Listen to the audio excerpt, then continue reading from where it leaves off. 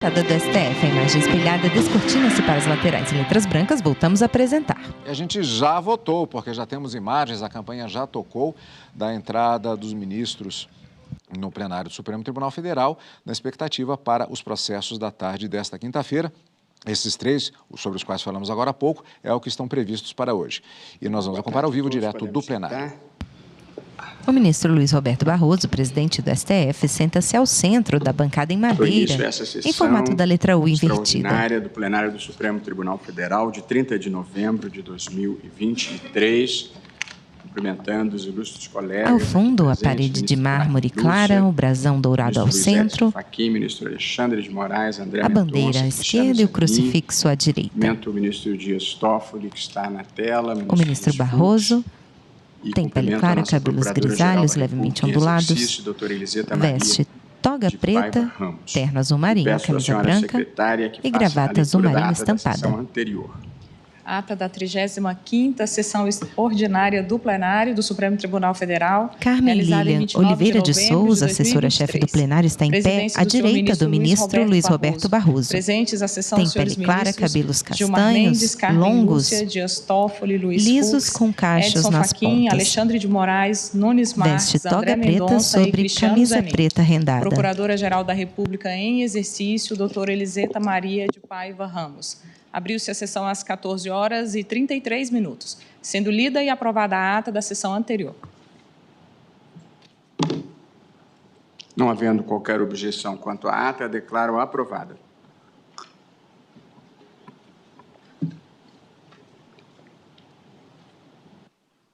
Como já havia noticiado internamente e os setoristas já sabem, nós temos divulgado, ao final de todos os julgamentos presenciais, uma informação à sociedade em linguagem bastante simples, explicando as decisões que são tomadas pelo Supremo Tribunal Federal. Ainda assim, são folhas soltas, diagramadas em azul e branco, de incompreensão em relação ao que o Supremo decidiu. De modo que eu gostaria de aqui prestar um breve esclarecimento. Nós todos aqui no Supremo Tribunal Federal consideramos que a imprensa profissional é um dos alicerces da democracia e a imprensa tem aqui no Supremo um dos seus principais guardiões. Nós temos dezenas de reclamações acolhidas para assegurar a liberdade de imprensa e a liberdade de expressão. Foi o Supremo Tribunal Federal que declarou inconstitucional por incompatibilidade sistêmica a lei de imprensa do regime militar, um voto magistral do ministro Carlos Aires Brito, e, portanto, nós consideramos que a liberdade de expressão é verdadeiramente essencial para a democracia. E não por outra razão, nós ainda ontem reiteramos a vedação expressa de qualquer tipo de censura prévia à imprensa. Portanto, nós reiteramos a nossa jurisprudência e, em seguida, assentamos que, como regra geral, um veículo de comunicação não responde por declaração prestada por entrevistado, salvo se tiver atuado com dolo, má-fé ou grave negligência, que, evidentemente, é critério de responsabilização em toda parte do mundo. Portanto, não há nenhuma decisão cerceadora da liberdade de expressão. Nós reafirmamos o nosso compromisso com a liberdade de expressão, que, no entanto, não é o único valor que deve prevalecer numa sociedade civilizada. E, portanto, não existindo censura em qualquer hipótese, toda e qualquer pessoa, inclusive pessoa jurídica, pode eventualmente ser responsabilizada por comportamento doloso, por má-fé ou por grave negligência. Quanto à questão da retirada de notícia, antigamente os jornais de um dia embrulhavam o peixe no dia seguinte, portanto, ele deixava de ser uma fonte de informação falsa. Porém, hoje em dia, a informação pode permanecer perenemente na internet, como lembrou o ministro Cristiano Zanin ao propor este acréscimo. E, portanto, se alguém tiver sido falsamente acusado de ter sido condenado por pedofilia, se não for possível remover aquela notícia, ficará para todo sempre uma informação falsa e que pode comprometer a vida daquela pessoa em todas as suas atividades, inclusive na sua vida pessoal, na sua relação com a sua família. Portanto, a única possibilidade de indenização, porque não era um caso criminal, era uma indenização de R$50 mil, na hipótese de alguém ser falsamente acusado de terrorismo e de homicídio e de ter colocado uma bomba num aeroporto quando a imputação era falsa, sabidamente falsa, e não se fez o registro. E, portanto, e quem conhece a história, esse homem passou a vida inteira enfrentando a notícia falsa de que havia praticado um ato terrorista, com o mal que isso faz para sua mulher, para os seus filhos, para a sua família. E, portanto, ali houve uma entrevista maliciosa e uma negligência em informar que aquele homem investigado não havia sido sequer denunciado pela prática do crime e ainda assim se difundiu a informação de que ele teria sido um terrorista, praticado um atentado e matado uma pessoa no aeroporto.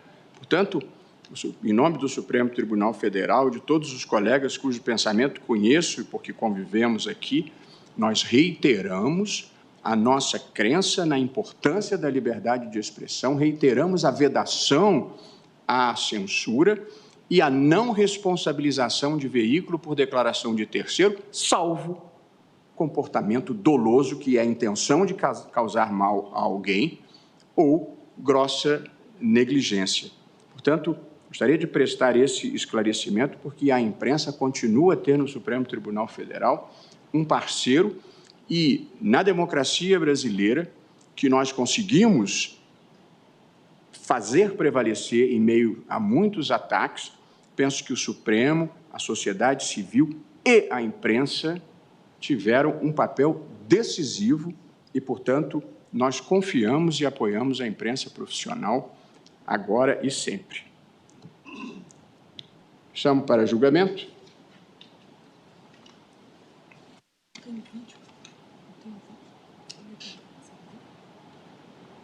É depois do intervalo. Chamo para julgamento o recurso extraordinário 886-131, procedente de Minas Gerais, da minha própria relatoria, sendo recorrente Vera Lúcia Damasceno Rocha e recorrido o Estado de Minas Gerais, funcionando como amicus curiae a Confederação Nacional dos Trabalhadores em Seguridade Social. Haverá sustentações orais e, portanto, farei aqui um breve relatório.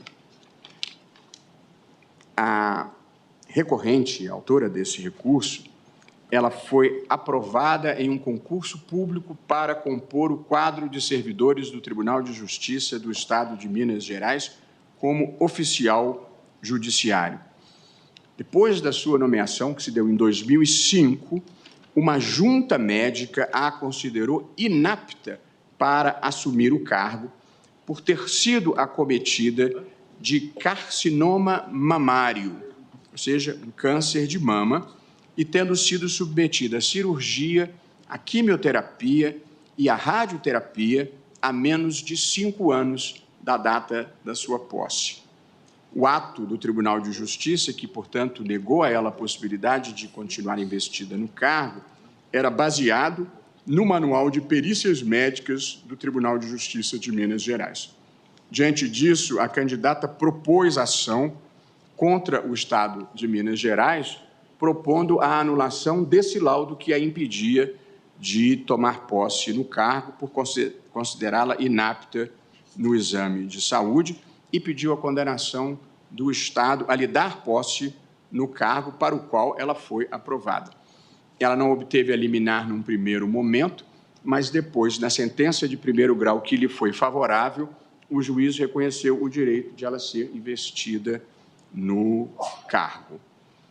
Em apelação de sentença interposta pelo Estado, essa decisão foi reformada pelo Tribunal de Justiça, que aplicou, e a verdade é essa, a literalidade do Manual de Perícias do Tribunal de Justiça de Minas Gerais, que precisamente previa que nessa hipótese não se poderia dar posse ao candidato aprovado. Contra esse acórdão, essa senhora a recorrente interpôs recurso especial que não foi conhecido pelo Superior Tribunal de Justiça, por entender que versava matéria de fato e legislação local, e também interpôs o recurso extraordinário. O Estado de Minas Gerais, em contra-razões, apresentou a questão de que ela havia se baseado a decisão no Manual de Perícias Médicas, que, no entanto, já havia sido substituído por outro. Mas a verdade é que a decisão do Tribunal de Justiça de São Paulo subsiste. Eu, então, propus o reconhecimento de repercussão geral a essa matéria, com o seguinte teor: saber se a vedação à posse em cargo público de candidato que esteve acometido de doença grave, mas que não apresenta sintomas atuais de restrição laboral, se isso viola os princípios da isonomia, da dignidade e do amplo acesso a cargos públicos, e o Tribunal, por unanimidade, reconheceu a repercussão geral. A Confederação Nacional dos Trabalhadores em Seguridade Social e a Defensoria Pública da União foram, por mim, admitidas como amici curiae, e ambas pediram o provimento do recurso extraordinário e, da mesma forma, a Procuradoria-Geral da República opinou pelo provimento. O Estado de Minas Gerais pediu o reconhecimento do prejuízo deste caso, porque foi superado, como disse, o Manual de Perícias Médicas, mas a verdade é que a decisão subsiste e, mais do que isso, em casos de repercussão geral, ainda quando tivesse ficado prejudicada a situação concreta, nós temos tido a praxe de seguir no julgamento para a formulação da tese. Esse é o breve relatório e falará pela recorrente Vera Lúcia Damasceno Rocha, a ilustre advogada doutora Marilda de Paula Silveira. Vossa Senhoria tem a palavra.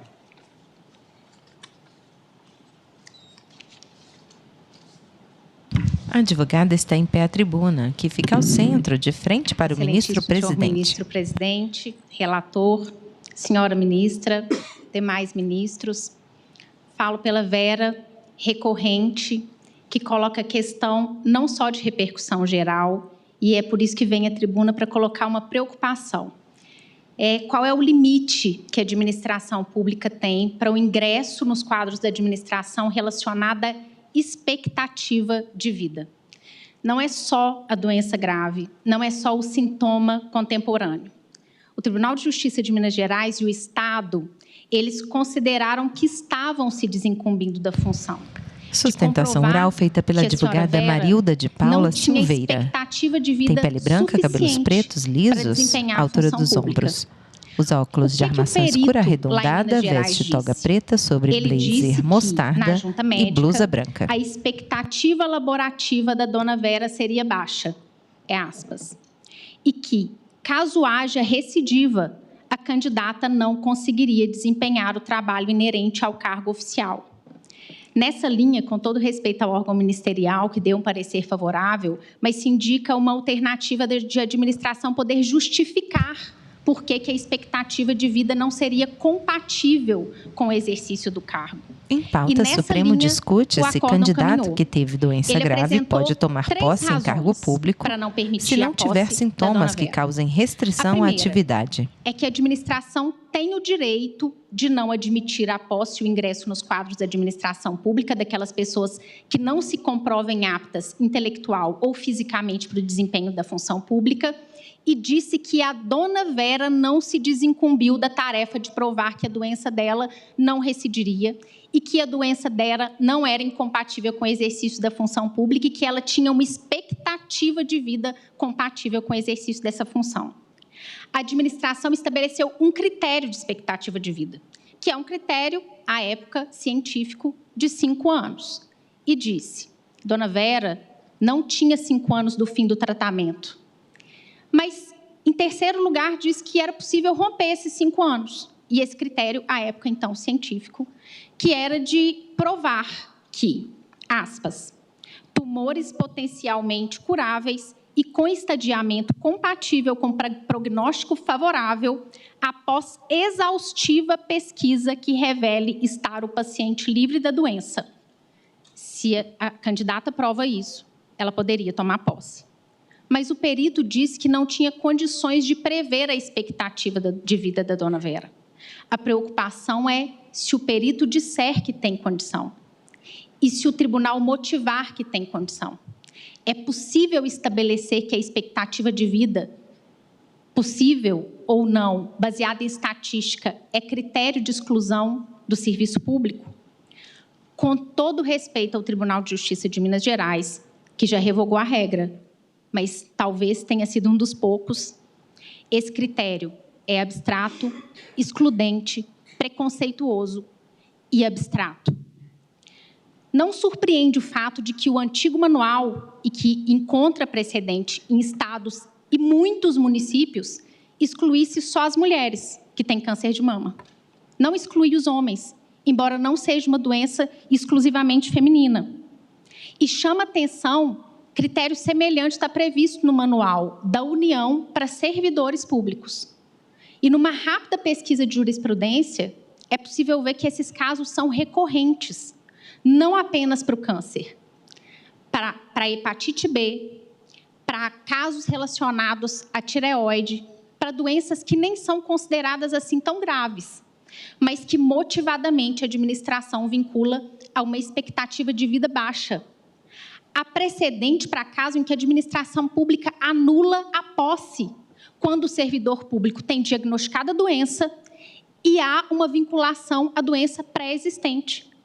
O precedente diz: a administração pode rever seus atos a qualquer tempo, ainda há tempo para revisão.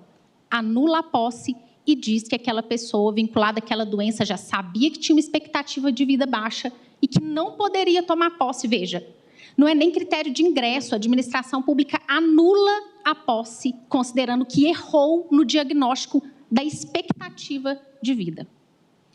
Essa corte já algumas vezes concluiu que prevalece a dignidade sobre o poder da administração de definir os critérios de ingresso e fez isso para casos de grávida, tatuagem, estatura, idade e até para quem responde processo judicial. Nesses casos, fazendo um balanço da jurisprudência, é possível identificar 4 critérios para ingresso na administração e para dizer que a administração tem o direito de limitar esse acesso a cargo público. O primeiro seria a previsão em lei. O segundo, a motivação individual. O terceiro, identificar também individualmente, motivadamente, a vinculação da patologia com a atividade laboral. E, por último, não se pode estabelecer critérios desproporcionais e preconceituosos. Mas, nesse caso, a recorrente, em repercussão geral, pede mais. Pede que essa corte estabeleça como inconstitucional qualquer critério que esteja vinculado à expectativa de vida. A pretensão de se prever qual é a extensão da vida humana. Permitir que isso aconteça é medir a dignidade pela estatística. E não há, com todo respeito, estatística desfavorável que se sobreponha ao direito à vida, de exercer o que a gente tem de mais precioso na nossa humanidade, que é a solidariedade, é a capacidade de lidar com as diferenças, inclusive com o risco. Nem a administração pública pode estabelecer, pelo risco, a exclusão por um critério cruel ao ingresso no serviço público. Eu tenho uma mutação genética. Quem tem essa mutação genética tem 80% de chance de ter câncer. Eu tive câncer. Meu tratamento não tem mais de 5 anos. Mas essa estatística não me define. Não define a dona Vera. Não define ninguém que tem hepatite B, que tem qualquer tipo de doença grave. Em pauta, o Supremo discute se candidato que teve doença grave pode tomar posse em cargo público se não tiver sintomas que causem restrição à atividade. E a incapacidade Sustentação oral feita pela advogada Marilda de Paula Silveira. Por condições que não são previsíveis. E respeitar aquilo que a gente tem de mais humano, que é a nossa solidariedade. Muito obrigada. Muito obrigado, doutora Marilda de Paula Silveira, que falou pela recorrente. Ouviremos agora o doutor Jean Marcos Loures Ferreira, procurador do Estado, que falará pelo Estado de Minas Gerais. Seja bem-vindo à tribuna, doutor Jean Marcos. Boa tarde. Excelentíssimo senhor ministro Luiz Roberto Barroso, o advogado está em pé à tribuna. tribuna. Da Corte, relator do recurso extraordinário, ora em julgamento. É alto, tem pele clara, cabelos pretos, lisos, casa, os óculos de armação escura, ministra, retangular, excelentíssima representante da Procuradoria-Geral da mas República, na ponta do nariz. Doutora Eliseta Maria de Veste Paiva toga Ramos. preta, terno azul marinho, camisa branca e gravata azul marinho. O Estado de Minas Gerais comparece representando o recorrido do Estado de Minas Gerais, a fim de auxiliar com essa Corte na sua nobre função de fixar um precedente jurisdicional vinculante na forma de tese de repercussão geral. Eu acho que esse é o objeto que nós temos que nos atentar para não adentrarmos exclusivamente em fatos. Na origem, discute-se a constitucionalidade das exigências previstas no antigo Manual de Perícias do Tribunal de Justiça de Minas Gerais, que, em razão de ter padecido a parte autora de moléstia grave, foi apontada por junta médica sua inaptidão para o exercício do cargo no momento da posse, uma vez não ter corrido o prazo de 5 anos do último diagnóstico, que levou, então, à negação da posse e cancelamento da sua nomeação. Foi suscitado pelo Estado de Minas Gerais, de fato, uma preliminar de perda do objeto do recurso extraordinário e, tendo sido deferida, passa-se a abordagem de mérito. A tese a ser fixada é atinente à validade de ato administrativo que veda a posse em cargo público de candidato acometido por doença pretérita que não apresenta sintomas atuais de restrição laboral. Essa é a tese fixada no plenário virtual que está sendo debatida nesse momento. Então, para além dos princípios da dignidade humana, da isonomia, do amplo acesso aos cargos públicos, da supremacia do interesse público, do direito ao trabalho e o direito à não discriminação, a sopesar igualmente essa Corte os princípios da sustentabilidade financeira e eventual impacto previdenciário, com especial aplicação do princípio da razoabilidade, todos com foro constitucional e convencional a demonstrar a complexidade da matéria, ora em julgamento. Se, por um lado, é imprescindível, senhor ministro Luiz Roberto Barroso, não imputar inapta uma pessoa aprovada em concurso público pelo simples fato de ter sido portadora de qualquer moléstia grave, não só o câncer, obviamente, por outro, é dever da administração pública verificar a compatibilidade de eventuais deficiências decorrentes de patologia sofrida e o desempenho das atribuições do cargo, até para que não haja um agravamento das condições desses servidores e a obrigação, podendo resultar em uma aposentadoria precoce e a obrigação de pagamento de pensão por morte pela perda da vida, sujeita a condições inadequadas de trabalho em razão de suas condições especiais de saúde. Sem pretender interpretar a Constituição a partir de normas infraconstitucionais, mas valendo-se dessas para auxiliar a fixação de precedente em debate, é que o Estado de Minas Gerais comparece a essa Corte para discutir aspectos condizentes com os princípios e direitos já consignados, bem como em acordo com a medicina baseada em evidências em que os aspectos biopsicossociais da paciente e do processo de saúde e cura, como um todo, são levados em consideração. Nesse sentido, a solução adotada pelo Estado de Minas Gerais, por meio do seu Decreto 46.968, de 11 de março de 2016, que dispõe sobre o exame admissional no serviço público estadual e que compatibiliza com os princípios e direitos em potencial conflito, prevê que o candidato ou a candidata portadora de patologia potencialmente incapacitante, mas que no momento da avaliação pericial esteja compatível com o exercício pleno das atribuições do cargo, poderá ser considerada apta, havendo, no entanto, a indicação de acompanhamento durante o período do estágio probatório, ao final do qual, em se verificando que se submeteu ao tratamento prescrito, o órgão responsável emitirá um parecer conclusivo quanto à sua aptidão ou inaptidão para o cargo. Note-se que essa solução intermediária adotada pelo Estado de Minas Gerais atende ao princípio da proporcionalidade e encontra amparo em outras experiências, como, por exemplo, o artigo 73, parágrafo 2º da Resolução número 75, de 2009, do Conselho Nacional de Justiça, que, na redação dada pela Resolução número 118, de 2010, determina que a avaliação da compatibilidade entre a deficiência e a função judicante deve ser aferida durante o processo de vitaliciamento do magistrado ou magistrada. Em igual sentido, senhores ministros, senhora ministra, essa foi a determinação expedida aos tribunais pelo CNJ, a pedido da Ordem dos Advogados do Brasil e do Ministério Público Federal, quando do julgamento do pedido de providências 278.5, 76/2011-20000, na relatoria para o acordo do conselheiro Rubens Curado Silveira. Pede-se vênia para trazer um pequeno trecho do voto do ilustre conselheiro Curado Silveira, que pode servir de subsídio à eventual adoção da tese, na mesma linha do decreto estadual. Abre aspas. O que deve ser reforçado é o acompanhamento permanente desse candidato no curso do estágio probatório, a fim de que a avaliação final seja fundada em elementos objetivos. Supremo discute se candidato que teve doença grave pode tomar posse em cargo público se não tiver sintomas que causem restrição à atividade. Sustentação oral feita pelo advogado Jean Marcos Ferreira. 1015, para a adoção dessa tese, o Estado de Minas Gerais requer seja levado em consideração a seguinte ponderação.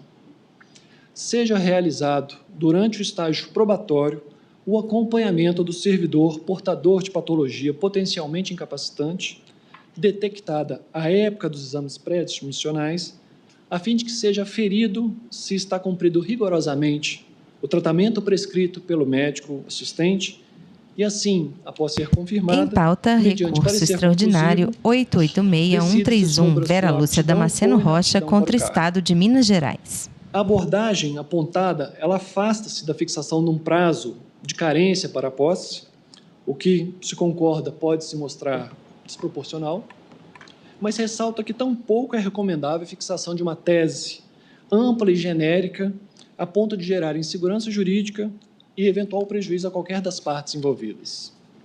Assim, senhores ministros, senhora ministra, estabelecidas essas premissas, senhor relator, é que o Estado reafirma sua confiança no judicioso julgamento dessa Corte, ratifica todos os termos das manifestações trazidas aos autos e requer que a tese a ser fixada leve em consideração os apontamentos feitos, que seguem inclusive na linha do parecer da Procuradoria-Geral da República, constante já dos autos, que destaca a necessidade de justificativas da razão pela qual estaria prejudicada concretamente a aptidão para o cargo. Agradeço pela paciência, pela atenção dos senhores e senhoras e agradeço. Boa tarde. Muito obrigado, doutor Gianmarco Loures Ferreira. Veremos agora, pela Defensoria Pública da União, o doutor Gustavo Zorteia da Silva, Defensor Público Federal.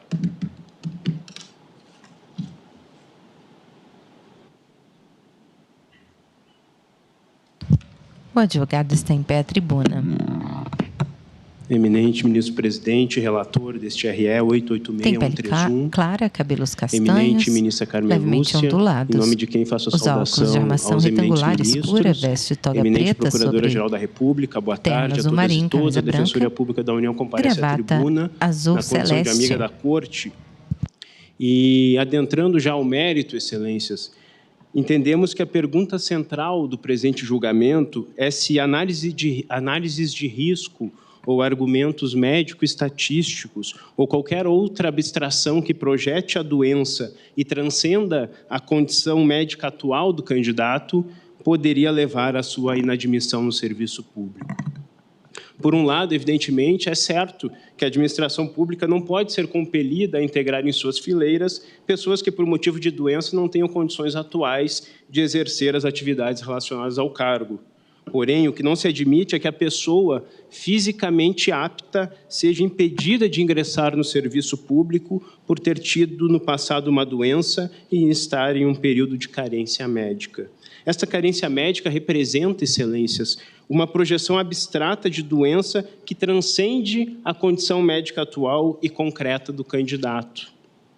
Em verdade, a projeção abstrata da doença estigmatiza a pessoa, representa um perdurar social e não médico da doença. Faz, por exemplo, com que alguém que tenha sido acometido de câncer deva, para além do agressivo tratamento que experimentou e da vitória sobre a doença, ser submetido a um período de depuração social. O estigma social de uma doença é desumanizador, rebaixa pessoas ao patamar de subhumanidade.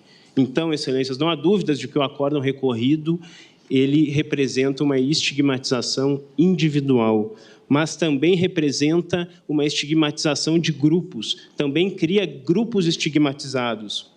O acórdão recorrido acaba por pré-definir um grupo de pessoas insuscetíveis de ingresso no serviço público por motivos médicos, pelo simples fato de terem padecido de doença no passado e ainda que já não tenham esta doença ativa. Então, excelências, quer sob a ótica da estigmatização individual, quer sob a ótica da estigmatização de grupos, entendemos que o acórdão recorrido viola o fundamento da dignidade da pessoa humana, o objetivo fundamental de erradicação de qualquer tipo de discriminação, o próprio direito à igualdade e, de forma específica, considerando este caso, o amplo acesso a cargos, empregos e funções públicas. A DPU está aqui a defender que seja adotado um critério relacionado a haver ou não, concretamente, incapacidade médica para o exercício das funções no cargo público. Tal critério não poderá ser definido a partir de projeções de risco ou de estimativas médico-estatísticas ou de qualquer outra abstração que transcenda a condição médica atual e concreta do candidato. O próprio Tribunal de Justiça, no final das contas, acabou por alterar as regras que foram aplicadas no acórdão recorrido. E esse me parece também um argumento bastante eloquente, porque o próprio Tribunal de Justiça reconhece que aquela solução que foi dada no início pelo acórdão recorrido, ela já não pode prevalecer. Uma nota final, excelências, a respeito do parecer ministerial. Há no parecer ministerial uma preocupação com a proteção de candidato que já esteja curado. E isto é absolutamente louvável, estamos de acordo. Porém, a tese proposta nos parece problemática com todas as vênias da Procuradoria-Geral da República. E leio a tese a vossas excelências. É inconstitucional a instituição de período de carência para a posse em cargo público de candidato que foi acometido por doença grave e já está curado, dissociada de justificativa da razão pela qual prejudicaria concretamente a aptidão para o cargo por violação aos princípios da isonomia, dignidade da pessoa humana e amplo acesso aos cargos públicos. Preocupa a Defensoria Pública da União a abertura para a possibilidade de a instituição de período de carência ser respaldada por uma justificativa da razão pela qual a doença prejudicaria concretamente a aptidão para o cargo. Tal justificativa, ao fim e ao cabo, poderia esvaziar toda a proteção que se pretende estabelecer em favor do candidato. Seria possível respaldar a eliminação do candidato com base nos manuais existentes no âmbito do serviço público ou em qualquer outra abstração que transcenda a situação médica atual, tal como fez o Tribunal de Justiça de Minas Gerais. Ao fim e ao cabo, excelências, estaríamos retornando ao problema inicial, que é a imposição de estigma social por doença que já não se encontra ativa ou a prevalência de critérios de risco e de projeções estatísticas sobre a condição atual e concreta de saúde do candidato. Além disso, a prevalecer esta tese proposta pela PGR, não haveria a pacificação da temática, que é sempre almejada com o julgamento da repercussão geral. A administração sempre poderia vir a legitimar a exclusão de candidatos, apresentando tal ou qual justificativa.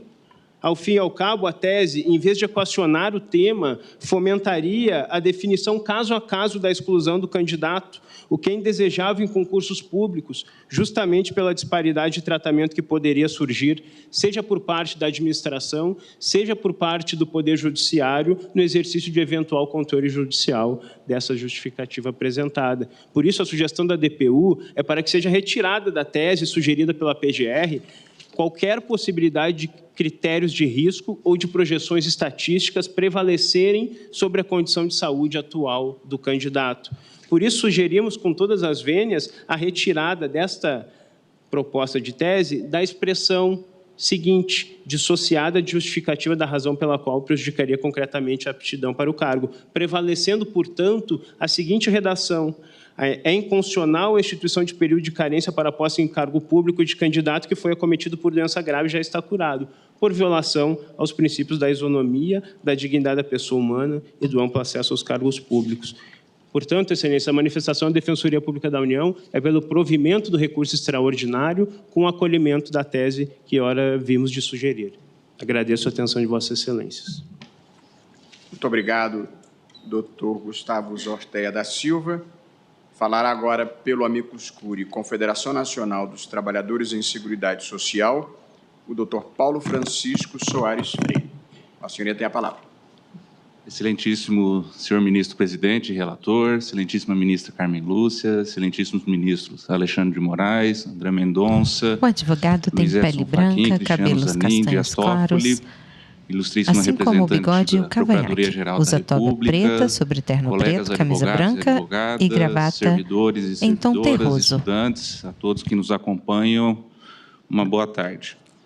Falo aqui em nome da categoria representada pela Confederação Nacional dos Trabalhadores em Seguridade Social. Portanto, são trabalhadores e trabalhadoras que trabalham na área da Previdência e da Saúde, enfermeiros, enfermeiras, agentes de saúde, que, de uma certa forma, lidam com este assunto. Portanto, eu vou trazer, a título de contribuição para este julgamento, alguns dados referentes à doença que estamos aqui discutindo, a doença grave chamada câncer. Assim como a AIDS, até especialmente a década de 90, é uma doença que é cercada de preconceitos, né? E que muito nos preocupa, né? Segundo o Instituto Nacional do Câncer, neste ano, no Brasil, 341.350 homens foram diagnosticados com câncer. Mulheres, 362.730, né? Uma pequena variação acima no caso das mulheres. E, segundo o próprio INCA, até 2025, teremos 2.175.000 novos casos de câncer nas suas diversas modalidades, né? 725.000 ao ano. Então, e segundo a OMS, nós estamos falando de uma pessoa a cada 5 são acometidas por essa doença no mundo. Então, é uma doença que nos assombra, no entanto, é algo cada vez mais comum. E por que eu estou dizendo isso, né? Porque também por isso muito se avançou. Supremo discute se candidato que teve doença grave pode tomar posse em cargo público, exemplo, se não tiver sintomas que causem restrição à atividade. Estabelecendo relação sustentação oral feita pelo advogado Paulo Francisco Soares. Com o acometimento da doença do câncer, então é algo que nos preocupa, aquilo que nós comemos, mas também temos avançado muito, tanto no âmbito do diagnóstico, quanto no âmbito do tratamento dessa doença, assim também como foi com o HIV, né? Então, por exemplo, né, o próprio INCA tem dito que, a depender, no caso de câncer de mama, a depender do estágio de desenvolvimento da doença, há 95% de chances de cura. A depender do tamanho do nódulo, há 95% de chances de cura. Portanto, é algo que extremamente preocupante, mas que a medicina tem se debruçado e tem trazido alguns resultados. Então, esse é o contexto né? Nós estamos falando aqui de restrição à posse de uma candidata aprovada em concurso de títulos e provas que foi acometida por uma doença e que não teria nenhum tipo de consequência para o exercício laboral daquela atividade a qual ela foi aprovada. No caso concreto e no tema de repercussão geral, nós percebemos que, além do critério de títulos e provas, nós estaríamos estabelecendo o critério da expectativa de vida, né? Que no caso aqui é o câncer de mama. Mas nós poderíamos, ao fazer isso, permitir que haja outros critérios. O tipo de locomoção que a pessoa utiliza para ir trabalhar, se é motocicleta, se é automóvel, se é transporte público, que todas elas são subjetivas. O local da residência onde essa pessoa trabalha, onde essa pessoa mora, se é um local onde há altos índices de homicídios, onde há alto índice de violência. Então, nós poderíamos estabelecer diversos critérios, todos eles subjetivos, a restringir o acesso ao serviço público.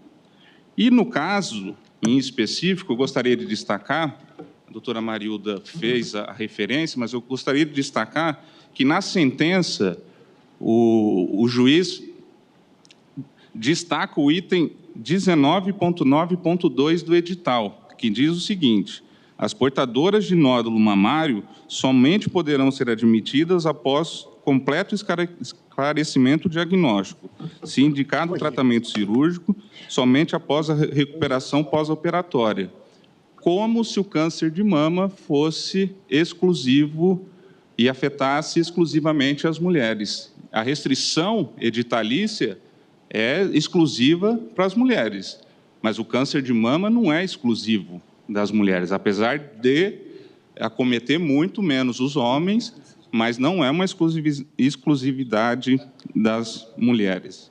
E a previsão editalícia é clara e direcionada apenas às mulheres. Então, a Confederação Nacional dos Trabalhadores em Seguridade Social contribui com este julgamento e pelo provimento do recurso extraordinário, no sentido de que qualquer restrição fundada em exercício futurológico de adivinhar as consequências da evolução da doença ou de qualquer outro critério subjetivo não pode restringir o acesso aos quadros da administração pública.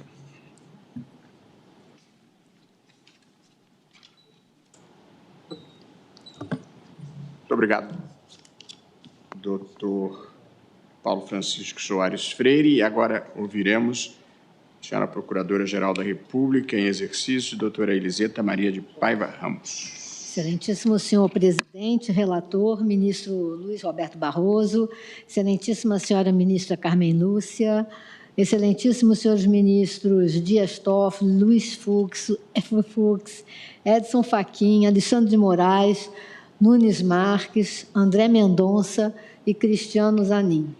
Cumprimento igualmente as excelentíssimas senhoras advogadas, senhores advogados, servidoras e servidores. Trata-se de recurso extraordinário representativo do tema 1015 é a Procuradora-Geral da República em exercício, Eliseta Ramos. Em que se discute a constitucionalidade. Ela está sentada à esquerda do ministro Luiz Roberto Barroso, na parte central da bancada. Candidatos a cargos públicos tem pele branca, cabelos de doenças graves, loiros escuros, diante da alegada lisos e longos. Aos princípios da isonomia, usa toga preta sobre blusa preta e do amplo acesso aos cargos públicos. Na origem, a hora recorrente ajuizou ação anulatória contra o Estado de Minas Gerais. O Supremo discute se candidato que teve doença grave pode tomar posse em cargo público se não tiver sintomas que causem restrição à atividade. Pois, segundo exames realizados pela respectiva junta médica, ela havia sido acometida de doença grave, câncer, há menos de 5 anos. O pedido foi julgado procedente pelo juízo de primeiro grau, porém, submetida a causa ao Tribunal de Justiça do Estado de Minas Gerais, a sentença foi reformada. O Tribunal de Justiça entendeu razoável o item 19.9, parágrafo 1º do Manual de Perícias, então vigente, pois tratando-se de exame que tem por objetivo apurar a saúde do servidor que assumirá um cargo público, não se pode desconsiderar completamente os riscos aos quais estão sujeitos os pacientes acometidos de câncer no período pós-cirúrgico, cabendo ao poder público disponibilizar ao indivíduo toda a assistência necessária à sua recuperação, sem que isso signifique não estabelecer critérios objetivos e científicos na apuração da condição admissional do periciado.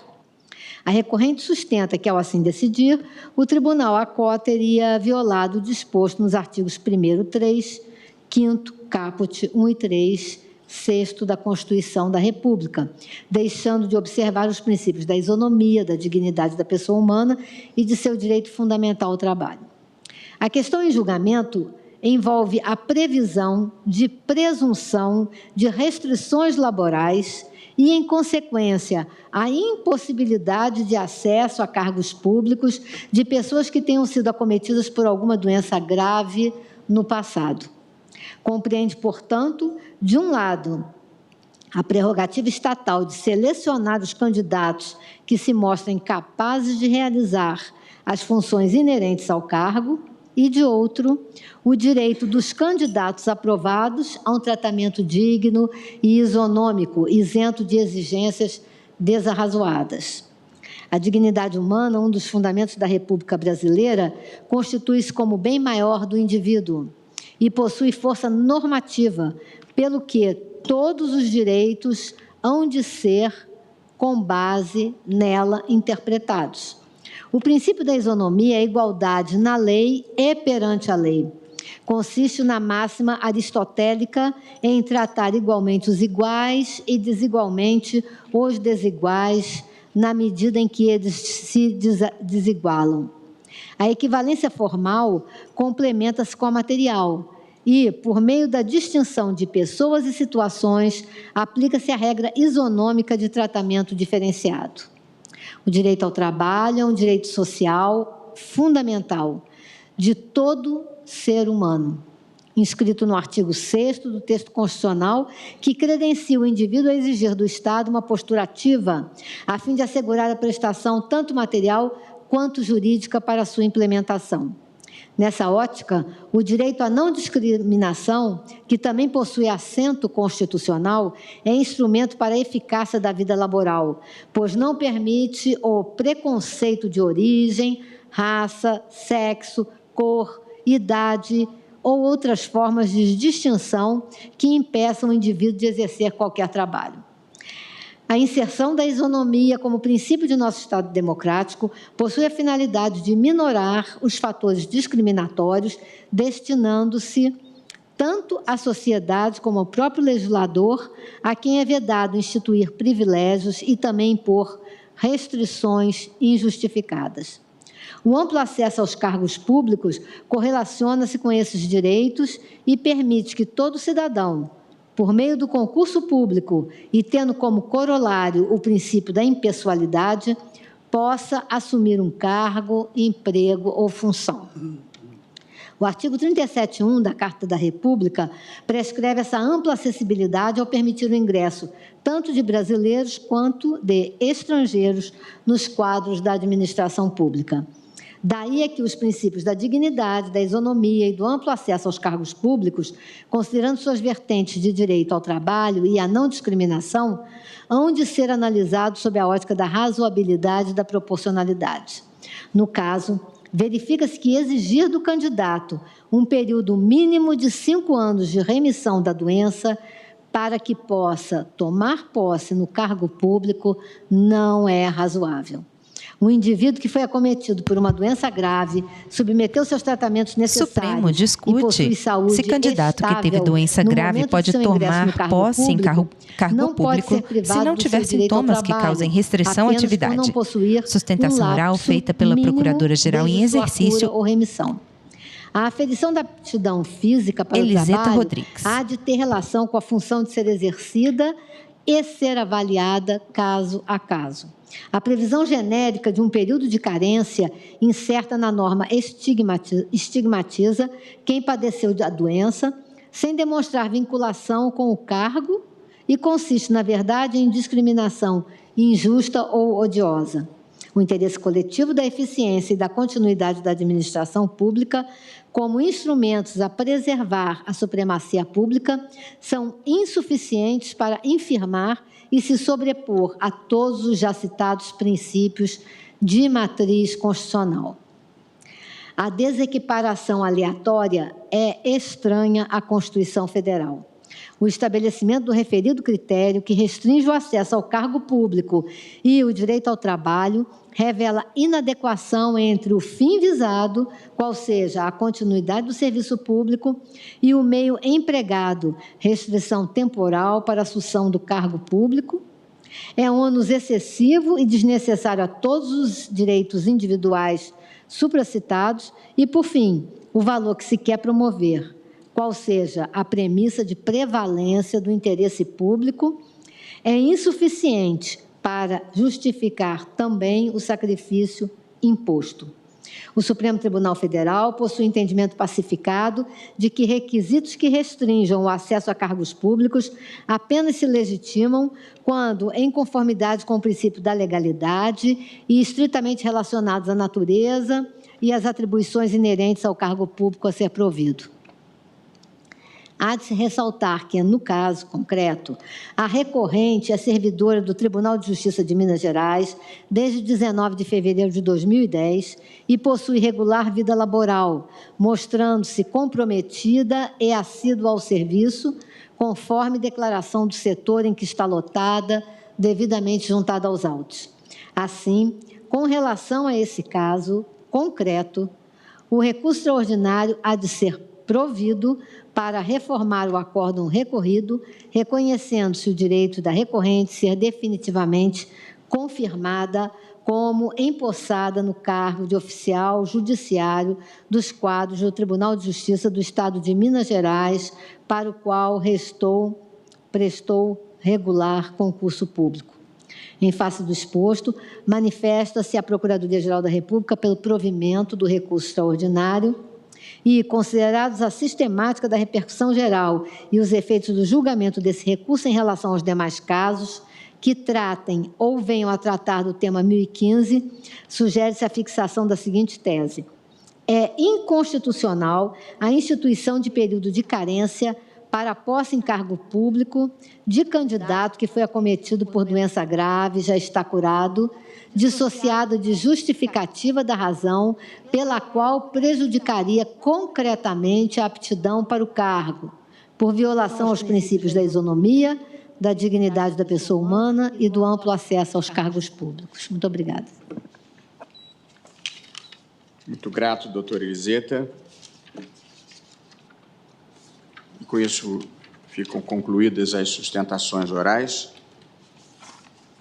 Prezados colegas, eu considero o caso relativamente simples, inclusive pela própria posição assumida pelo Estado de Minas Gerais da tribuna, de modo que, para otimizar o nosso tempo, eu vou me limitar a ler a ementa da minha decisão. Recurso extraordinário com repercussão geral reconhecida, em que se discute a legitimidade da vedação à posse em cargo público de candidato que esteve acometido de doença grave, mas que não apresenta sintomas atuais de restrição para o trabalho. No caso concreto, a recorrente teve aprovação em concurso público, mas foi considerada inapta por ter sido acometida de carcinoma mamário, tratado menos de 5 anos antes da avaliação médica admissional. Portanto, apenas relembrando a hipótese, essa candidata teve um câncer de mama, fez cirurgia, fez quimioterapia, fez radioterapia, recuperou-se, possivelmente estava em resposta completa, fez a prova, foi aprovada, mas com base no Manual de Perícias Médicas, então vigente no Tribunal de Justiça,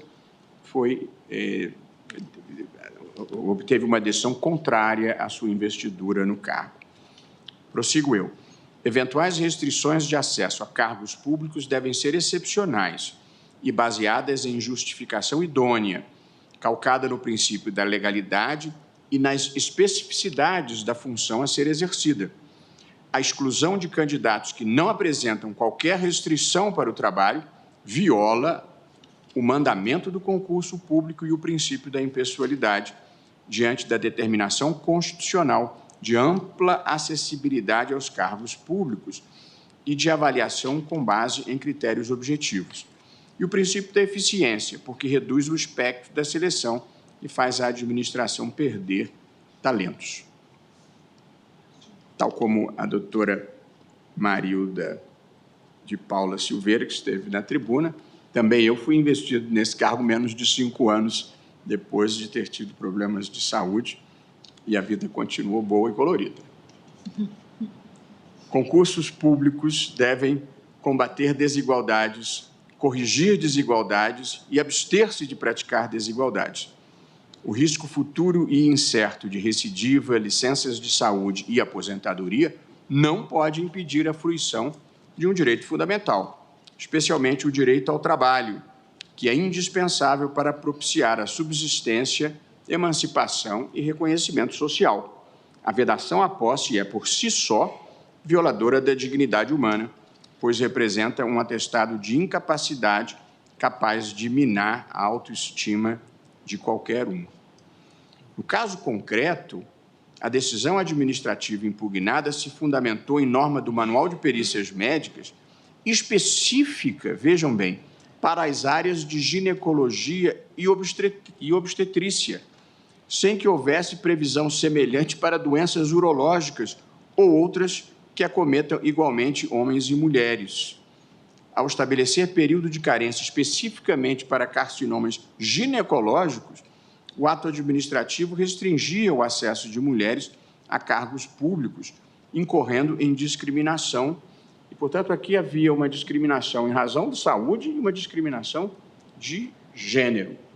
Claramente, me parece inadequado, e, aliás, tão inadequado que o próprio Estado de Minas Gerais veio a rever esse manual. Portanto, prezados colegas, eu estou aqui propondo, sem me alongar, porque acho desnecessário, me parece uma questão relativamente singela, e com uma visão mais antiga da vida, de que a doença alijava as pessoas. Hoje em dia há uma compreensão totalmente diferente, pessoas que têm vida útil com HIV, pessoas que são portadoras de deficiência e que têm uma vida totalmente produtiva, de modo que houve uma evolução da consciência social na percepção desse tipo de limitação. Portanto, eu estou propondo o provimento parcial do recurso para condenar o Estado de Minas Gerais, o provimento do recurso para condenar o Estado de Minas Gerais a nomear e dar posse à recorrente com a fixação da seguinte tese de repercussão geral. E aí eu dei uma ligeira retocada no texto que havia enviado aos colegas e que passo a ler. Essa é a minha proposta de tese de julgamento. É inconstitucional a vedação à posse em cargo público de candidata aprovada que, embora tenha sido acometida por doença grave, não apresenta sintomas nem possui restrição relevante que impeça o exercício da função pretendida. Essa é a proposição que eu submeto aos eminentes colegas. Na redação, eu mantive no feminino, mas no texto eu botei entre parênteses a versão masculina também. Vale para candidatas e para candidatos.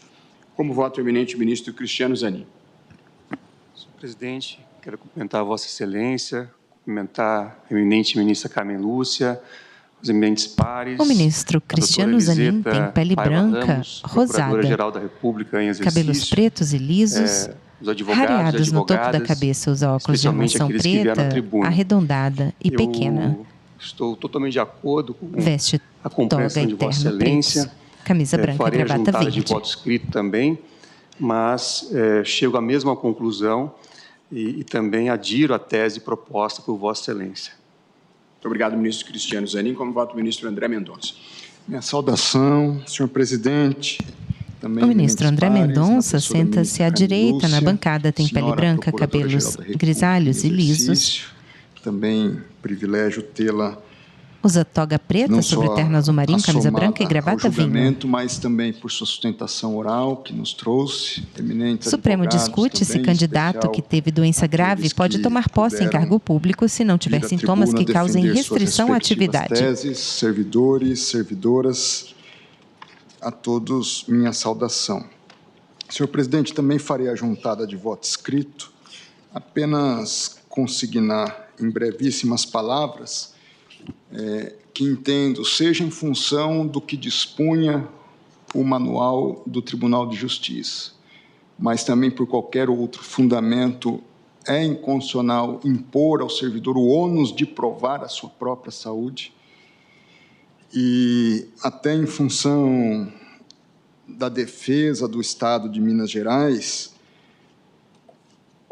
consignar que as preocupações trazidas pelo Estado, na minha visão, também não se sustentam, até em função da alteração à vida a partir da emenda constitucional número 103 de 2019, que alterou a aposentadoria por invalidez e agora é chamada aposentadoria por incapacidade permanente, porque no novo texto constitucional os proventos, como regra, são proporcionais ao tempo de contribuição. Logo, também não haveria razão para se cogitar um eventual descompasso financeiro entre a contribuição e eventual direito previdenciário da servidora, no caso. E entendo, como Vossa Excelência, que a decisão administrativa do Tribunal de Justiça ofendeu aos princípios do livre e isonômico acesso aos cargos públicos, a dignidade da pessoa humana, da não discriminação e do acesso ao trabalho, sendo, portanto, inconstitucional, razão pela qual acompanho integralmente Vossa Excelência. Muito obrigado, ministro André Mendonça. Vejo que está aqui na nossa tela, e a quem saúdo, o ministro Cássio Nunes Marques. Como vota Vossa Excelência? Boa tarde, presidente Luiz Roberto Barroso, ministra Carmen Lúcia, ilustres pares, o ministro Nunes Marques participa por videoconferência. Da sessão, senhores advogados, tem pele morena, cabelos castanhos. Também farei juntado de voto. E curtíssimos. Integralmente de acordo com o voto de Vossa Excelência. Usa toga preta sobre terno azul marinho, camisa azul clara, gravata escura. Nunes Marques, como vota o ministro Alexandre de Moraes? Boa tarde, presidente. Ministro Alexandre de Moraes senta-se à direita na bancada. Tem pele clara e completamente calvo, veste toga preta sobre terno azul marinho, camisa azul clara e gravata azul marinho estampada. Procuradora-Geral em exercício, cumprimento os advogados que falaram da tribuna, a doutora Marilda, doutor Gianmarco, doutor Gustavo, doutor Paulo Francisco. Presidente, também não tenho nada a acrescentar voto de Vossa Excelência, que, em verdade, segue não só os princípios fundamentais da República, mas também os nossos objetivos. O artigo 1º, inciso 3º, prevê o respeito à dignidade da pessoa humana. O artigo 3º, já no inciso 1º, prevê como um objetivo da República uma sociedade solidária. Foi dito pela doutora Marilda a questão da falta de solidariedade desse procedimento que foi adotado pelo Tribunal de Justiça de Minas Gerais, que não mais existe agora, também isso foi salientado, o próprio Tribunal de Justiça reviu.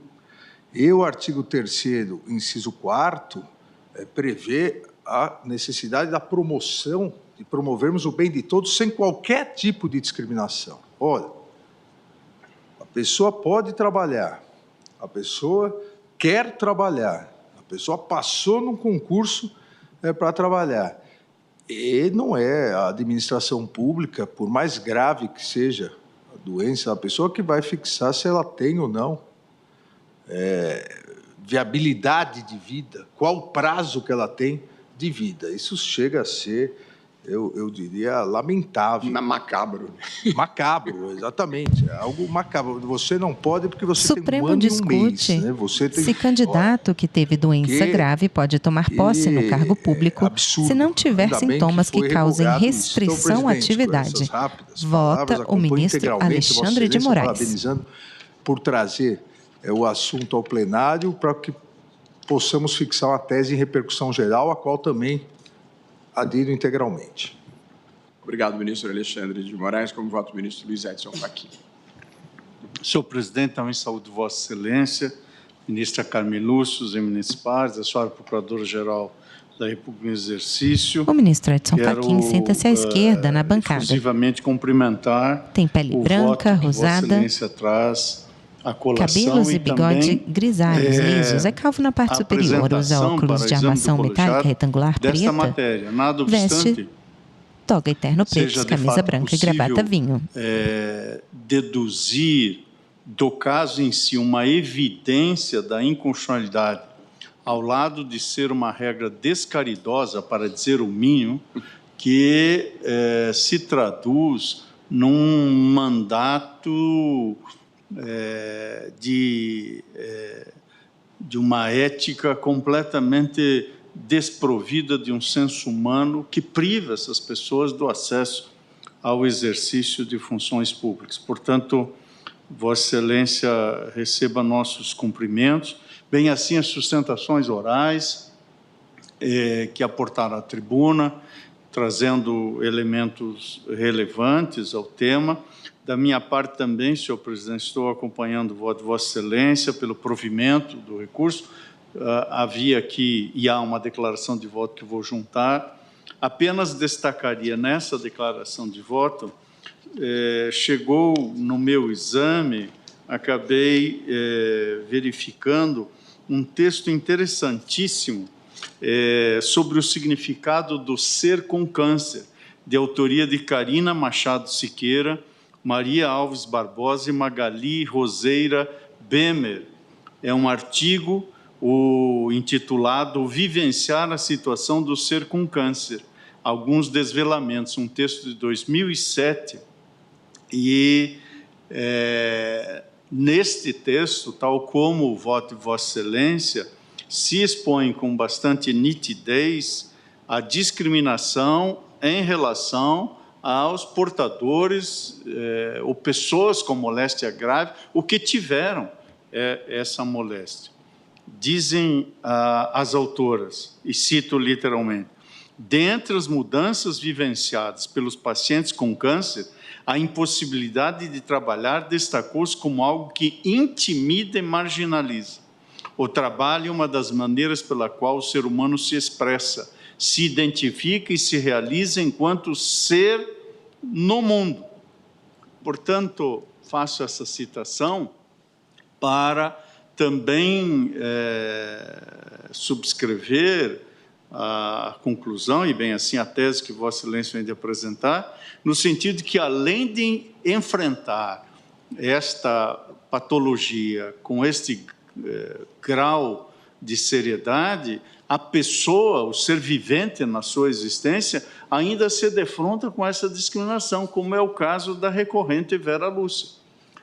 Pois, além de enfrentar o carcinoma que lhe acometia, ainda teve que enfrentar, na sua expressão de um ser no mundo, de uma restrição que levou a buscar o amparo judicial e esta matéria vem, na data de hoje, ao Supremo Tribunal Federal, o que realça o papel de um tribunal de natureza constitucional, porque aqui o que se está fazendo é exatamente a extração direta da Constituição para reconhecer a afronta à regra constitucional, ou seja, a violação da forma de ser e de estar, de existir desta candidata e de todas as pessoas que se encontrem em circunstância idêntica ou similar. Portanto, senhor presidente, estou acompanhando inteiramente Vossa Excelência.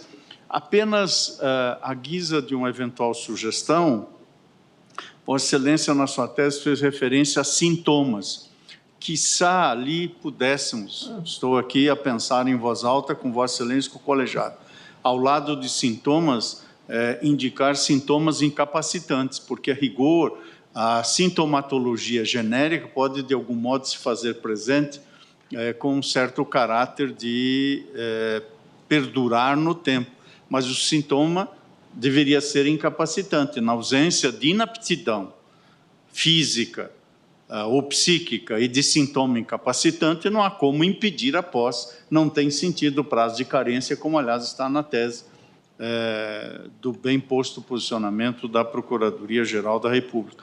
E, mais uma vez, senhor presidente, saudar não apenas as sustentações aqui levadas a efeito, mas também o papel da Defensoria Pública, que também assoma a tribuna na defesa das pessoas e dos interesses legítimos, como é o caso que se apresenta, e é, de fato, difícil não restar comovido pela sustentação oral da professora Marilda Silveira, que trouxe aqui, ao lado da tese, também um depoimento pessoal. E quando o sujeito cognoscente se coloca dentro da reflexão, imbricando-se com ela, faz uma simbiose perfeita entre sujeito e conhecimento, e isso, de fato, além de ser muito lúcido e sensível, também é tocante. É como voto, senhor presidente. Obrigado, ministro Luiz Edson Fachin. Eu não tenho nenhuma restrição a acrescentar a palavra incapacitante, se todos estiverem de acordo. Como vota o ministro Luiz Fux? Seja bem-vindo. Queria saudar, primeiramente, Vossa Excelência, não só pela pauta do tema, mas também pela brilhantina profundidade do seu voto, a sensibilidade. O ministro Luiz Fux senta-se à direita na bancada, tem pele clara, cabelos grisalhos, lisos, volumosos. Veste toga preta, terno azul marinho, camisa branca e gravata azul marinho. Senhor presidente, num primeiro plano, essa decisão ela é juridicamente insustentável, porque, além de desconhecer o direito a uma vida... do tribunal, né? Do tribunal. Do tribunal. Não. Eu tenho mais sensibilidade que isso.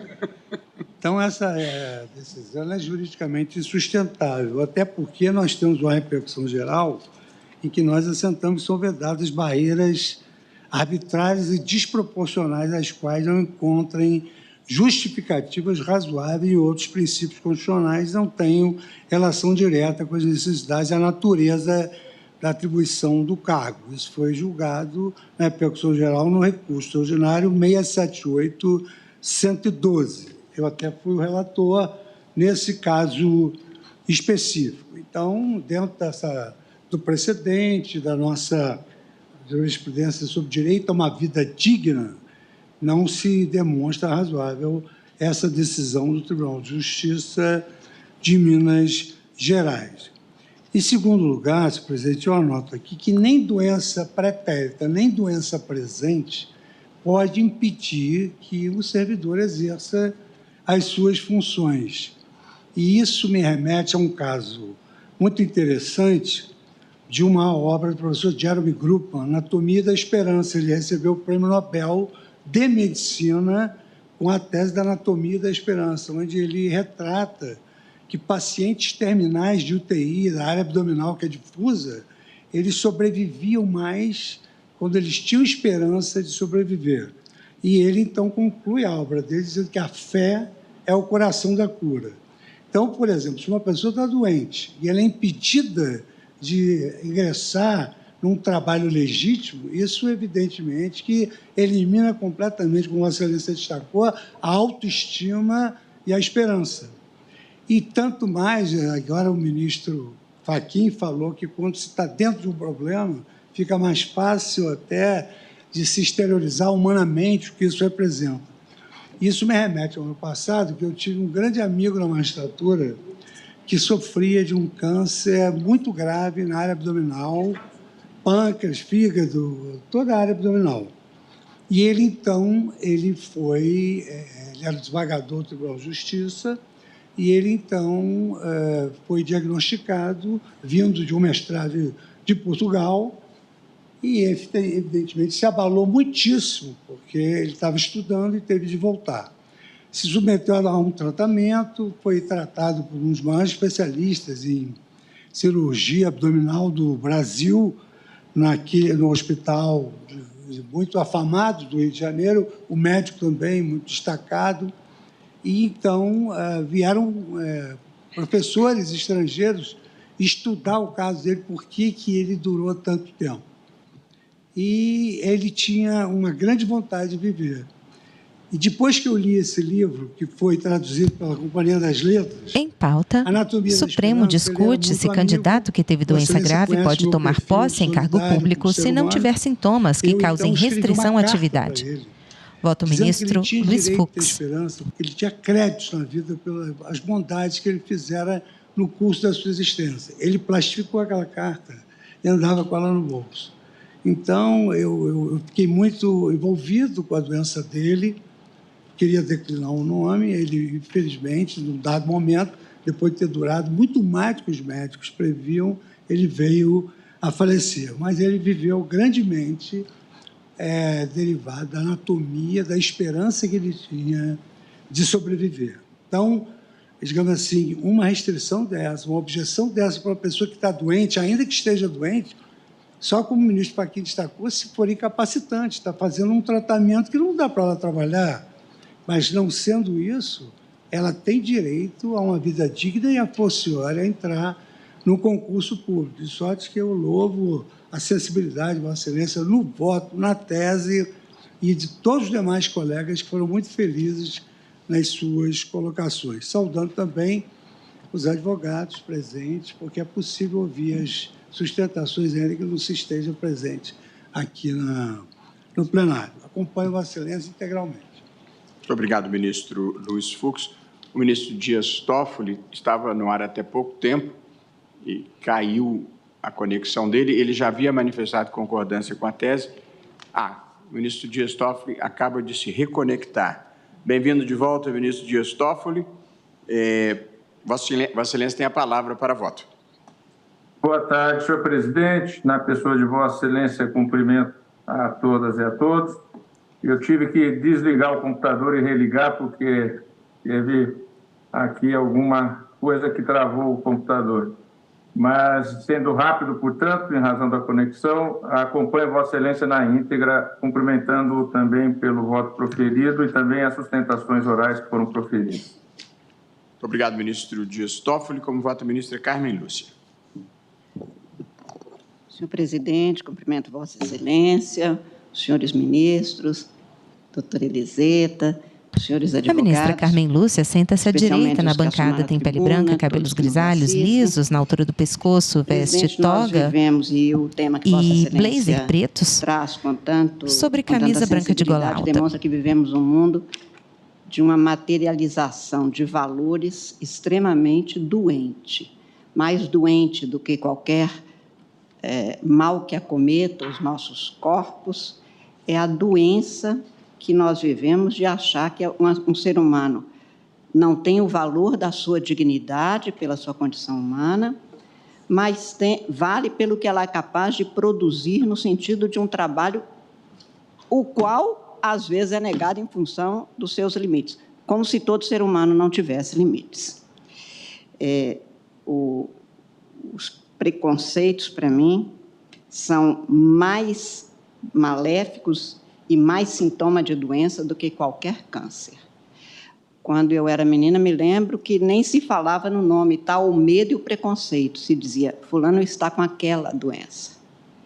Isto mudou porque o câncer foi uma sentença, hoje é uma doença. Há muitas outras causas de mortalidade superiores no Brasil, em todo lugar do mundo, do que o câncer. Mas esta contingência, o preconceito, persiste em detrimento da pessoa que, neste caso, tinha tido anteriormente o câncer. Acho isso realmente tão grave que me lembro, presidente, de uns versos do Drummond. No canto direito inferior da tela, há um intérprete de Libras. Por causa do câncer. E ele termina um pouco meio poeticamente. Em pauta, recurso extraordinário número 886131, Vera Lúcia Damasceno Rocha, contra o Estado de Minas Gerais. Viva, amigo, viva na esperança viva de que o câncer há de morrer de câncer, ou morrerá melhor. Supremo discute se candidato que teve doença grave pode tomar posse em cargo público, se não tiver sintomas que causem restrição à atividade. Tudo nessa vida, o câncer vai morrer. Vota a ministra Carmen Lúcia. A sociedade doente que nós vivemos causa também estas outras doenças. Eu não tenho nenhuma dúvida que esta norma que prevaleceu é inconstitucional, ilegal, imoral administrativamente e injusta humanamente. Não deveria ter prevalecido, lamento enormemente que tenha tido, e atenta contra a dignidade humana, atenta contra o princípio da igualdade, até porque, como já foi mencionado desde o relatório e voto de Vossa Excelência e das sustentações orais que foram feitas, especialmente da doutora Marilda, que faça referência também ao gênero. E o homem também tem, ou pode ter, câncer de mama. Portanto, é um reforço apenas a esse tipo de discriminação. Como se nós tivéssemos, de novo, o Estado Deus, que pode dizer da expectativa de vida de alguém. Isso tudo para dizer que, e apenas aqui em Opter Dictum, e uma referência, a Procuradoria-Geral do Estado de Minas Gerais, que eu tive a honra enorme e enorme alegria de ter pertencido, é autor do recurso extraordinário. Mas desde a década de 50, quando não se tinha Procuradoria-Geral do Estado, quando se tinha o Departamento Jurídico, Minas Gerais tem, nos seus procuradores, reiteradamente, encaminhado a governadores, quando é óbvia a inconstitucionalidade, pareceres para não recorrer e não, de um lado, impor sofrimento à pessoa, neste caso o recurso extraordinário é da parte, mas o Estado de Minas Gerais contrarrazoou, quer dizer, manteve como se fosse correta a decisão, ao invés de ter providenciado o que nós queremos no direito, a pacificação e o respeito às normas constitucionais. Eu mesma tive, como meu primeiro procurador-geral, o professor Zé Olímpio de Castro Filho, um grande advogado, que, nos casos em que não havia o que fazer, ele levava ao governador, era um parecer, e eu mesma já fui, em vários casos, conduzida a ter esse tipo de atitude.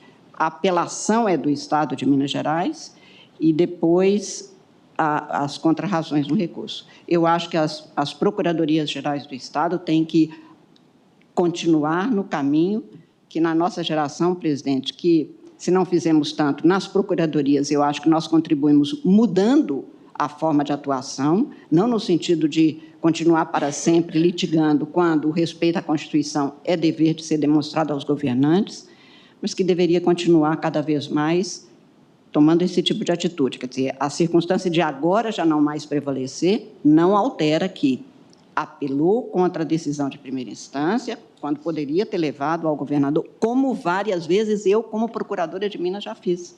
Caso, inclusive, de indenização, por exemplo, de uma pessoa que presa é assassinada dentro da delegacia ainda, por outro preso, e eu levei o professor Zé Olímpio, e ele dizia, não é caso mesmo de a gente fazer nada, a não ser ver o que a gente pode fazer pela mãe e pela família dessa pessoa. O Estado tem o dever, no Estado de Direito, é de garantir que o cidadão tenha os seus direitos, mais ainda os fundamentais, devidamente garantidos. E nós temos procuradores, o doutor Sérgio Pessoa, atual procurador, é de uma sensibilidade também muito grande. Eu lamento que tenha vindo até aqui, porque não precisava e poderia, no primeiro momento, já ter sido acertado, e acho que esta é a condução do direito num Estado democrático. De toda sorte, para os fins específicos aqui, presidente, eu estou, como é óbvio, acompanhando integralmente o voto de Vossa Excelência, a tese proposta, especialmente com a chega agora trazida pelo ministro Fachin, e, mais uma vez, esperando que os estados, os municípios, como a União, cumpram a Constituição em respeito à dignidade humana. O Estado existe para o ser humano, não é o ser humano que foi criado para o Estado. Muito obrigada, presidente. Muitíssimo obrigado, ministra Carmen Lúcia. Proclamo, portanto, o resultado. O tribunal, por unanimidade, deu provimento ao recurso extraordinário para condenar o Estado de Minas Gerais a nomear e dar posse à recorrente com a fixação da seguinte tese de repercussão geral. É inconstitucional a vedação à posse em cargo público de candidata aprovada que, embora tenha sido acometida por doença grave, não apresenta sintoma incapacitante nem possui restrição relevante que impeça o exercício da função pretendida. É o resultado do julgamento.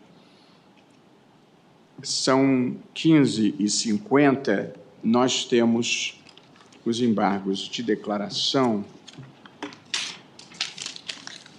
no recurso extraordinário 1.116.949, da relatoria do ministro Luiz Edson Fachin.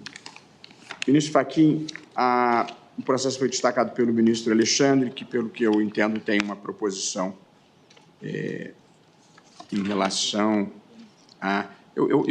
se Vossa Excelência estiver de acordo, eu imagino, embora nada a gente possa garantir de antemão que seja simples, o último processo da pauta é um embargo de declaração que eu acho que um pouco mais simples, porque houve uma decisão superveniente do Supremo que resolveu o problema. Então, talvez deixasse o de Vossa Excelência para a volta do intervalo para podermos debater com mais tempo. Perfeitamente. Não prefere, porque vamos ter um debate? Estamos dialogando e debatendo para, eventualmente, encontrar uma posição colegiada sobre a formulação da tese e o desate desses embargos, foram embargos apresentados pelo Ministério Público. Creio que o intervalo Ótimo. até Quem vem fala é o ministro Edson calhar. Fachin. Ótimo. Então, na suposição de que seja simples, o que é sempre um risco neste plenário, eu apregoo para julgamento os embargos de declaração no recurso extraordinário com agravo 766-618. E aqui, a questão é a seguinte, vou narrar brevemente, eu mesmo sou o relator. Na origem, é aquela questão da indenização envolvendo companhias aéreas. Na origem, trata-se de ação de indenização por danos materiais e morais proposta por uma consumidora que foi vítima de atraso de 12 horas em voo comercializado pela Air Canada. O juízo de primeiro grau julgou parcialmente procedente o pedido para condenar a empresa ao pagamento de indenização de R$6.000 pelos danos morais experimentados pela autora. A turma recursal negou provimento ao recurso. Em seguida, a Air Canada interpôs recurso extraordinário, no qual alegou que o acórdão violou artigos da Constituição Federal diante da prevalência do prazo prescricional de 2 anos estabelecido pela Convenção de Varsóvia e pela Convenção de Montreal em relação ao Código de Defesa do Consumidor. Na sessão presencial de 25 de maio de 2017, o plenário deu provimento ao recurso extraordinário para reformar o acórdão e julgar improcedente o pedido em razão da prescrição. Vencidos o ministro Marco Aurélio e Celso de Mello, não votou o ministro Alexandre de Moraes, uma vez que o ministro Teori Zavascki, seu antecessor, já havia votado. Em seguida, se fixou a seguinte tese. Nos termos do artigo 178 da Constituição da República, as normas e os tratados internacionais limitadores da responsabilidade das transportadoras aéreas de passageiros, especialmente as convenções de Varsóvia e Montreal, têm prevalência em relação ao Código de Defesa do Consumidor. Vencido o ministro Marco Aurélio. A recorrida, então, opôs embargos de declaração, em que sustenta a existência de vício de contradição e obscuridade no acórdão recorrido. O principal vício arguído refere-se à inaplicabilidade da Convenção de Varsóvia e da Convenção de Montreal ao caso concreto, considerando que a sentença condenou a Air Canada a pagamento por danos morais e não materiais. No plenário de 25 de novembro passado, o julgamento foi suspenso por pedido de destaque apresentado pela ministra Rosa Weber. E aqui, prezados colegas, o que ocorreu é que nós deliberamos aqui em plenário pela prevalência das convenções internacionais de Montreal e era a Convenção de Montreal de Varsóvia, mas, na sequência, nós estabelecemos que a norma prescricional e, na verdade, as normas das convenções só valiam para as hipóteses de indenização por dano material. Em decisão superveniente, nós entendemos que os danos morais não estavam abrangidos pela Convenção, de modo que, na verdade, os embargos de declaração suscitam uma questão jurídica relevante e eu estou propondo acolhê-los e apenas vou ler a ementa do meu voto e submeter aos eminentes colegas. Embargos de declaração opostos em recurso extraordinário contra acórdão que fixou essa tese que eu acabei de enunciar, de que as convenções de Varsóvia e Montreal prevalecem sobre o direito interno e sobre o Código do Consumidor. O artigo 178 da Constituição estabelece um critério especial de solução de antinomias. Em matéria de transporte internacional, conflitos entre lei e tratado internacional resolvem-se em favor do segundo, em favor do tratado.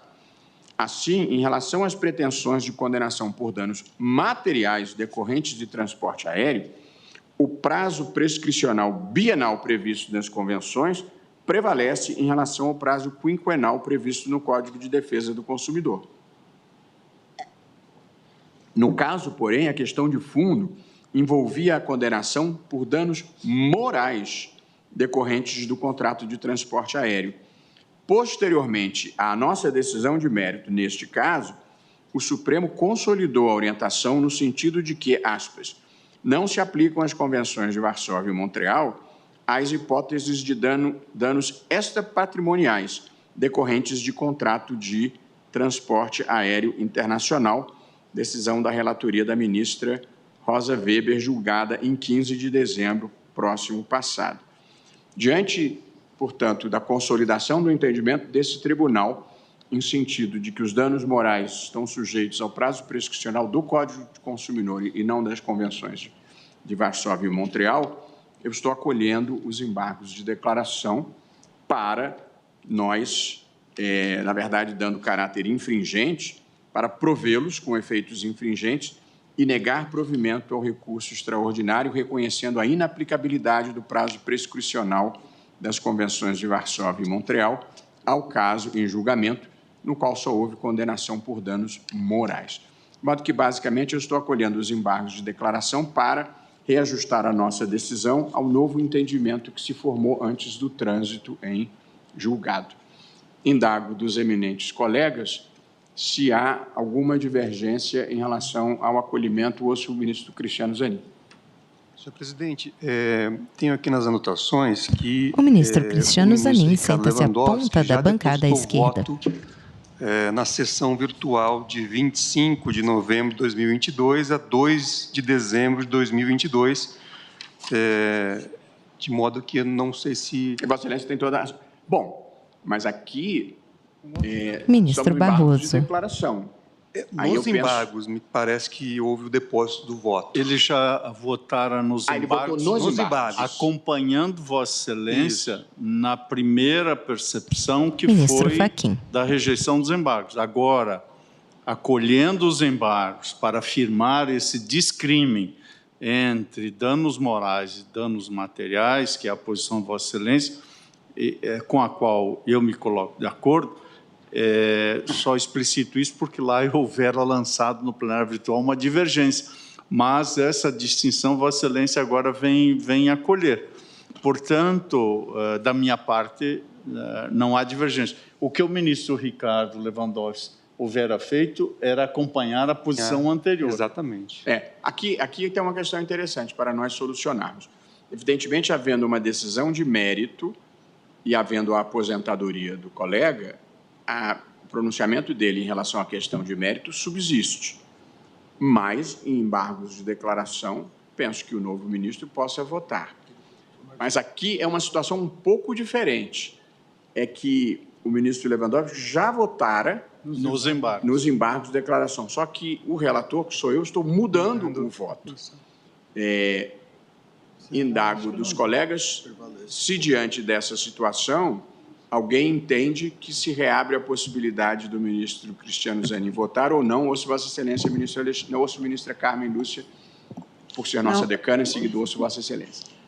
Presidente, nós temos Ministra Carmen Lúcia, à precedentes no direita. sentido de que, tendo lançado o voto, ainda que haja mudança, até às vezes alguns presidentes têm anunciado, considerando que houve a mudança, mas não tem como perguntar se ele acompanha ou não, mantém-se o voto. Essa tem sido a nossa jurisprudência.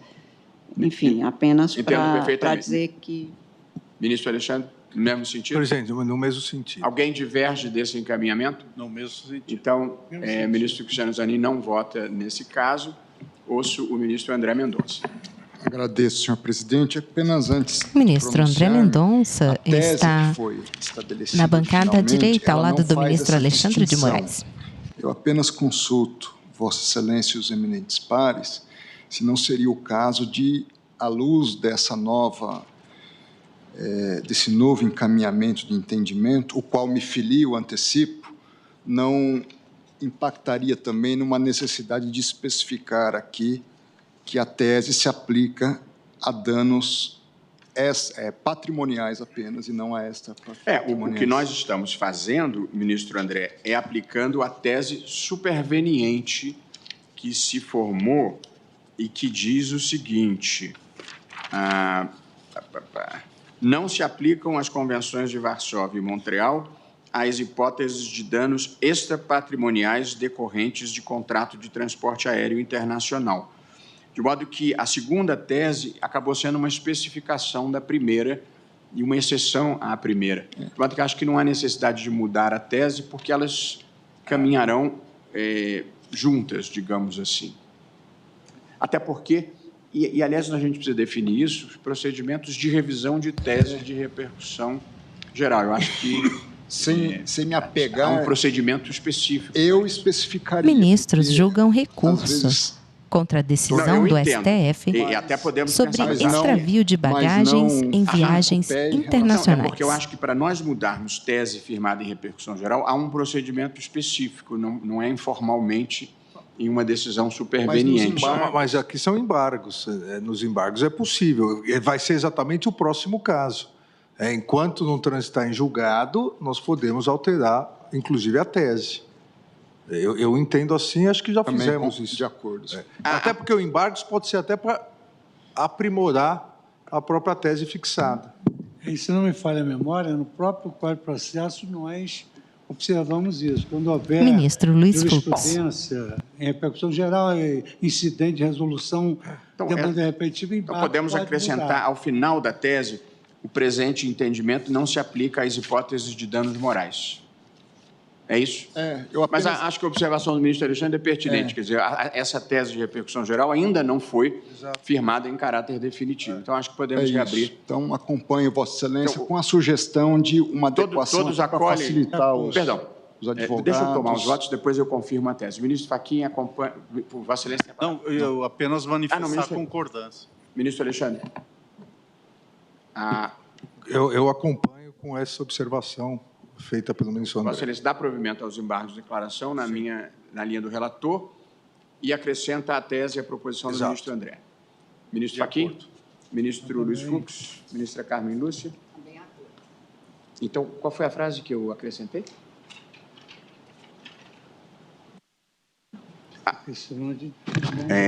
O presente entendimento não se aplica às hipóteses de danos morais. Ou extrapatrimoniais, caso. Ou extrapatrimoniais, está bem. O presente entendimento não se aplica às hipóteses de danos extrapatrimoniais. Fica assim, então, proclamado o julgamento. O tribunal, por unanimidade, deu provimento aos embargos de declaração